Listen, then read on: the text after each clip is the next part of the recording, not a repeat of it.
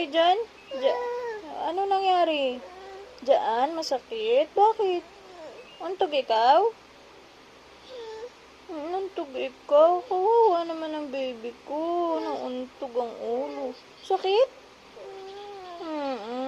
Sakit. Sakit dyan? Dito?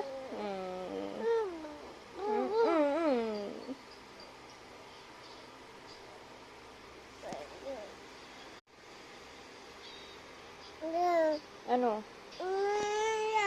Dito, sakit. Alin pa ang masakit? Alin? Dito, sakit dito. Dito. Kawawa naman ang baby ko. Masakit ang ulo. Dito. Tsaka dito yung paa.